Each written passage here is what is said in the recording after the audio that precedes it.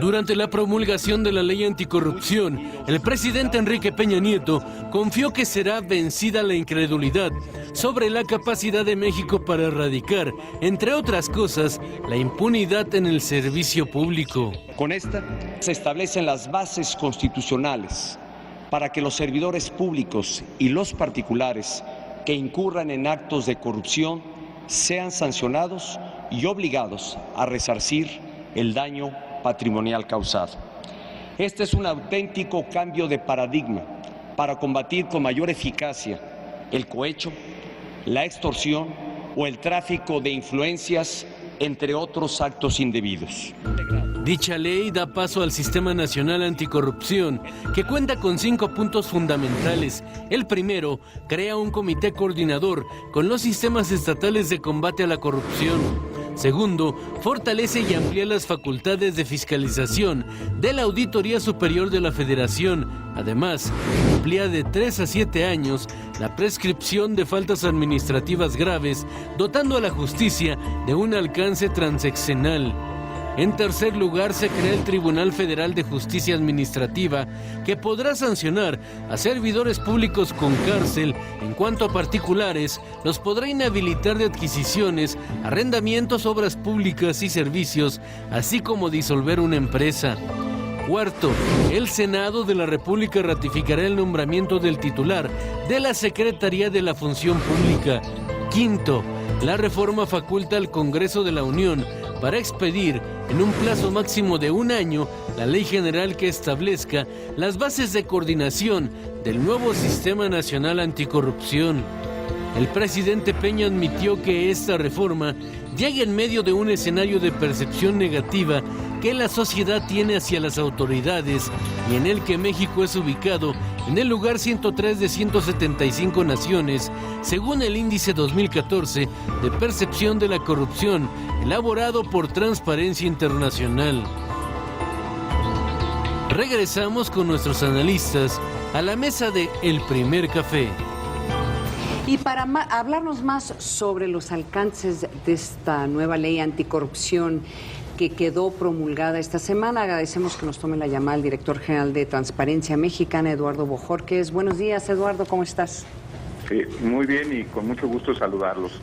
Eduardo, uno de los puntos que se subrayó en esta nota es que todavía hay que legislar lo que podría ser ya esa parte de esta reforma constitucional que podría permitir la implementación de estos cambios. Entonces, yo creo que la primera pregunta, Eduardo, sería, desde tu óptica, ¿qué parte de esta reforma se podría sentir el impacto, por ejemplo, en las actuales investigaciones en contra de actos de corrupción por funcionarios públicos? ¿Qué parte de esta ley, lo que ya está aprobado, se podría sentir el impacto este año? Mira, Ana María, como toda reforma estructural, pues lo que vimos hace unos días es solamente el primer paso de una transformación legislativa e institucional muy profunda. Si soy sincero y con todo el optimismo que puedo tener sobre este asunto, estamos hablando de una reforma que puede tomar entre 2 y 10 años en términos de cambios institucionales. Dejamos atrás la lógica de los áreas anticorrupción que tanto daño nos había hecho, ¿no? Esta idea de que el Contralor, el Secretario de la Función Pública era el SAR Anticorrupción de México, cuando en realidad era el órgano interno de control de la Administración Pública Federal, y estamos entrando pues a cambiar, nada más para darnos una idea, entre 14 y 18 instrumentos legales a partir de este momento, a partir de la promulgación de la reforma. Por eso era tan importante que se promulgara, porque va a dar paso a modificar la ley de adquisiciones, la ley de obra pública, una ley de responsabilidades administrativas nueva.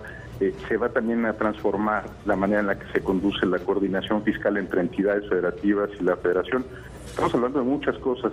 Ahora, para responder con uno de los temas más importantes de este marco constitucional es que ahora más recursos que se envían a los estados y municipios podrán ser fiscalizados en tiempo real por la Auditoría Superior de la Federación.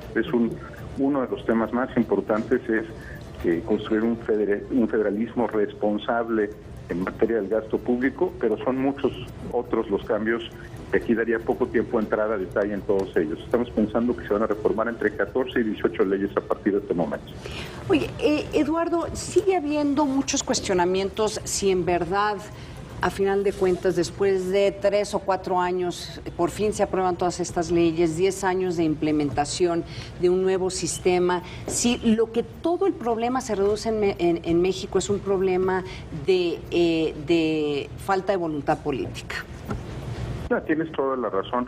Cuando el Estado mexicano quiere actuar, lo hace. Piensa en el caso del Bester Gordillo, piensa en el caso de Oceanografía, que terminó rápidamente en sanción e inhabilitación para la empresa y que está todavía en proceso alrededor de su titular. Piensa en el caso de Citigroup, piensa en el caso, digamos, reciente de lo que ocurrió con Corenfeld. Cuando quiere actuar el Estado lo hace. Lo que tú sabes muy bien, Ana María, es que lo hace de manera selectiva y lo hace muchas veces orillado por presión social o por razones políticas. Está el caso del exgobernador Aguirre en Guerrero. Lo que uno busca con un sistema anticorrupción eficaz es que esto deje de ser de contentillo, de voluntad política, y se convierta en una obligación permanente del sistema. Por eso, por ejemplo, se va a crear una Fiscalía Anticorrupción dentro de la nueva Fiscalía General de la República, para que por oficio, ex oficio, como se le dice técnicamente, se puedan iniciar investigaciones para muchos casos que en otros momentos de nuestra historia se hubieran quedado en denuncias públicas, en asuntos discutidos por la opinión pública, pero en completa impunidad. Yo también soy de un optimismo cauto en este tema, porque la parte más dura de una reforma siempre es la implementación, pero creo que pasamos de lo urgente, de los escenarios de 24 horas y 72 horas de control de crisis, a lo importante, Ana María, que es ir construyendo instituciones que, por cierto, no teníamos. La verdad es que no teníamos una política nacional anticorrupción. Cada estado hacía lo que quería, cada municipio hacía lo que quería en este tema. Había mecanismos muy pobres de coordinación entre agencias. Y bueno, pues lo que se busca es construir lo que faltaba, ¿no? Que es un marco institucional más eficaz para este tema. Eduardo, ¿cómo estás? Te saluda Paco Abundis. Hola, Paco. Oye, si te pones ambicioso, ¿qué le faltó a la ley? Mira, aunque muchos senadores al final hablaron del tema del fuero, y se puede entender eso perfectamente en momentos electorales, yo diría que no es un asunto que hay que resolver dentro de un tema más grande, que es la responsabilidad de los servidores públicos. Por eso va a haber, o tendrá que haber, una nueva ley de responsabilidades para los servidores públicos, para revisar todos estos asuntos, incluido el fuero. Reducir un sistema anticorrupción al fuero, pues sí sería un error. Un sistema anticorrupción tiene que pensarse no solo para la crisis actual que estamos viviendo alrededor de la Casa Presidencial o de algunos miembros del gabinete, sino pues tiene que pensarse para todos los posibles casos que pueden darse en el país. Ahora, ¿qué le falta? Algo que te va a gustar mucho, Paco. Todavía le falta a este sistema indicadores de resultado y de desempeño. ¿Cómo sabemos, que es algo que hemos discutido mucho sobre otras estrategias de política pública, que se va avanzando en este tema? Hasta ahora el indicador de desempeño más frecuente son los funcionarios públicos inhabilitados, o por ejemplo los que han sido sancionados. Más de la mitad de los servidores públicos sancionados han sido sancionados por no presentar a tiempo su declaración patrimonial, no por algún asunto grave. Entonces creo que nos falta discutir como país qué significa avanzar en la lucha contra la corrupción, que es, pues sí, cambiar índices internacionales, encuestas de opinión, pero sobre todo saber cuáles son los indicadores de desempeño de un sistema menos corrupto y que combate mejor la impunidad.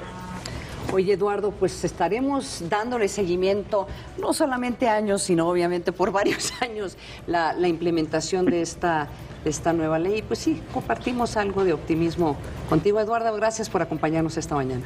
Gracias, Ana María. Muy buen día. Buen día. Que estés muy bien, Eduardo. Fíjate, a propósito de lo que hablaba de las declaraciones patrimoniales, ayer la agencia Reuters sacó una información, un despacho que decía que había una inconsistencia en la declaración patrimonial del presidente de la República por una propiedad en Valle de Bravo. No es que no estuviera reconocida, sino...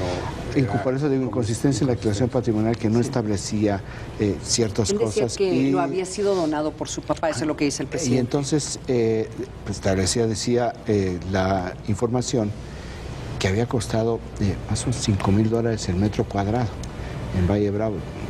$5,000 todavía hoy no cuesta en casi ninguna parte del país eso, el metro cuadrado. Sí. Parecía extraño, pero la nota parecía bastante sólida. Pues resulta que no fue tan así. Hay una carta ya de la Presidencia de la República, del vocero del presidente Eduardo Sánchez, muy dura, porque es muy contundente. Dice, miren, esta casa la compró el padre, Enrique Peña tenía 22 años, es decir, iba saliendo, estaba en la universidad, la compró y se la regaló al padre. Eso está aclarado en la declaración. Dice, luego, cuando habla de las inconsistencias, pues comete un error. Usted no tomó en cuenta lo que fueron los pesos viejos y los pesos nuevos. Obvio, entonces no son 11.200.000 pesos lo que costó, sino 11.200 pesos. Dice, bueno, ahora la otra parte, usted dice en la información que habló a la Presidencia de la República y que no hubo nadie. Nuestros analistas continúan con el debate. Vamos a un corte y regresamos a El Primer Café.